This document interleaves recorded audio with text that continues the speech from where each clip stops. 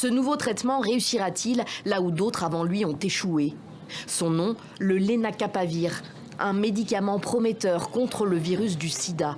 Fabriqué par le laboratoire américain Gilead Sciences, il réduit, selon des études, le risque de transmission de 99,9%. Cette femme fait partie des tout premiers Sud-Africains à en bénéficier. J'ai perdu ma mère en 2021. Elle était séropositive. C'est pour cela que je prends ça très au sérieux. C'est une maladie très douloureuse. En Afrique du Sud, un adulte sur 5 vit avec le VIH. Pour être protégé du virus, seulement 2 injections par an suffisent. Une avancée immense par rapport aux précédents médicaments qui nécessitaient la prise quotidienne d'une pilule. C'est un grand changement. Certains d'entre nous ont peur des médicaments, car on finit par être jugé. Pourquoi est-ce que tu prends ces pilules? Mais lorsqu'on reçoit une seule injection, c'est beaucoup plus simple de cette manière. Le Lenacapavir représente un espoir pour tout le continent. Voisin de l'Afrique du Sud, l'Eswatini fait partie des pays les plus touchés par le VIH. Les autorités viennent de recevoir leur première dose gratuitement des États-Unis.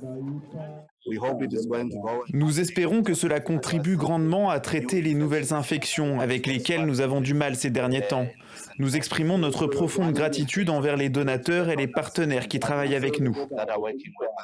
Car le traitement est très cher, 28 000 $ par personne et par an. C'est le coût actuel du Lenacapavir en attendant l'arrivée de génériques. Washington s'est engagé à fournir 2 millions d'injections à une dizaine de pays africains. Mais beaucoup estiment cet apport insuffisant. Jusqu'à présent, les États-Unis assumaient 75% des financements dans la lutte contre le sida. Mais ce soutien a drastiquement chuté en 2025 avec l'arrivée de Donald Trump.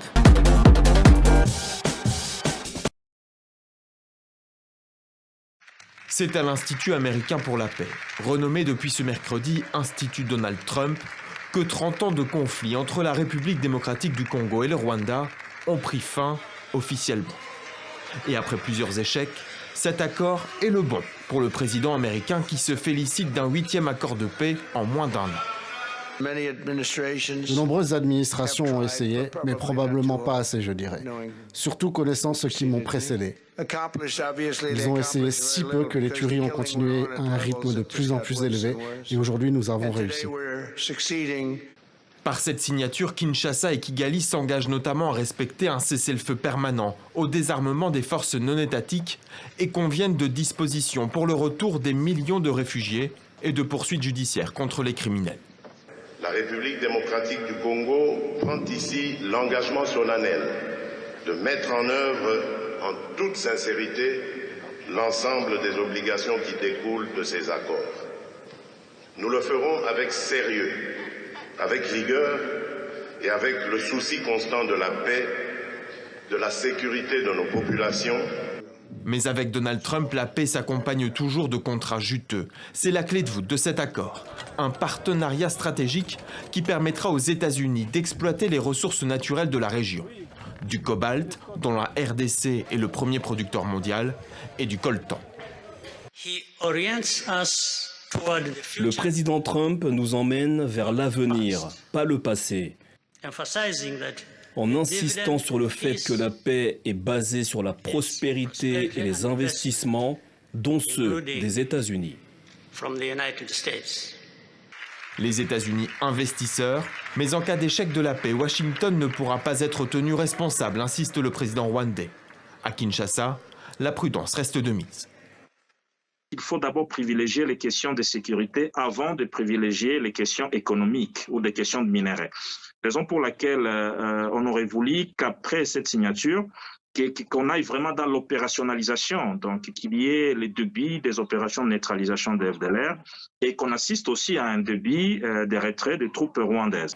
L'accord signé rencontre effectivement un obstacle majeur, l'absence de mesures coercitives. Son efficacité dépendra donc entièrement de la volonté politique des partis. Sur le terrain, pourtant, les combats font rage en plusieurs points de la ligne de front dans la province du Sud-Kivu.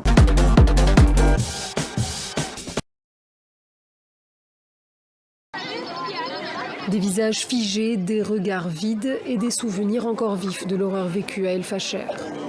Raouda Adam Yahya est originaire de la capitale du Nord Darfour. Elle raconte difficilement son quotidien dans une ville assiégée pendant près de 2 ans. El Fasher est une boucherie collective. Nos proches sont morts, une partie a disparu, l'autre a été tuée. Jusqu'à aujourd'hui, on ne sait pas ce que les nôtres sont devenus. On a des enfants seuls, sans famille. Ils ont soif, ils n'ont rien à manger. On est parti comme ça, sans rien. Raouda n'arrive pas à continuer. Son récit est interrompu par ses larmes. Salwa Mohamed Abdallah habitait dans le sud d'El Fasher, dans le quartier Al-Thawra. Pour se protéger, elle préfère parler à visage caché. C'était les semaines et les jours les plus durs de ma vie. On a vécu des choses horribles. Les bombardements, les drones, les FSR s'introduisant dans nos maisons effondrées, pillées. Ils ne nous ont rien laissé. Ils rentraient chez nous et disaient « Cette maison est à nous, vous ne pouvez pas rester ». Le laboratoire de recherche humanitaire de Yale aux États-Unis travaille sur des analyses satellites. Les recherches menées coïncident avec les témoignages recueillis. La ville a été affamée, assiégée par de l'artillerie et des drones, entourée d'un rempart de terre que l'on appelle la digue ou la zone de la mort. Les forces de soutien rapide ont commis d'immenses atrocités à El Fasher. L'armée soudanaise a tenté d'attaquer les FSR par des bombardements dans l'est de la ville durant le siège. Et les civils ont été pris en étau. La faim, la soif, la violence et la mort à chaque coin de rue ont poussé des dizaines de milliers de Soudanais sur la route de l'exil. Parmi eux, Salha Omar Abdallah est arrivée à Tiné. Elle a fui El Fasher par le nord de la ville. On est sorti par la partie nord de la ville. El Fasher était encerclé. On est passé par les tranchées, remplies de cadavres. Certains étaient laissés là comme ça, d'autres étaient brûlés. Les tranchées étaient longues, très longues. Et qu'est-ce qu'il y avait dans ces tranchées? Des cadavres, il y avait des corps et l'odeur, il y avait une mauvaise odeur. Selon les images satellites, ces tranchées, creusées le long d'un rempart de terre, font environ 3 mètres de haut et 60 km de long. Pour les chercheurs de l'université de Yale, ce sont des tombes à ciel ouvert. Nous pouvions voir des objets ressemblant à des corps sur le talus, dans les tranchées. Ils étaient disposés en sardines, côte à côte. Nous avons également vu des corps à l'entrée des tranchées, près des véhicules militaires correspondant à ceux des FSR. Nous voyons ensuite des signes indiquant du feu, un sol brûlé et de la fumée. Cela correspond aux corps dans ces tranchées près du mur, en train de brûler. À Tiné, dans le site de transit, on retrouve à nouveau Salwa Mohamed Abdallah.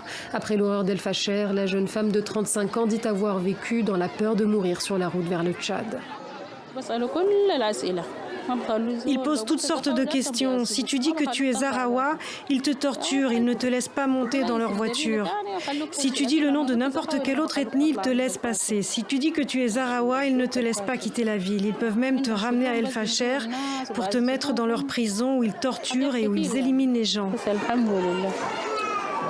Dans le nord du Darfour, les témoignages recueillis font état d'un ciblage systématique de l'ethnie Zahrawa et plus généralement des ethnies non arabes comme les Massalites, victimes des FSR durant les premières années du conflit dans le sud du Darfour.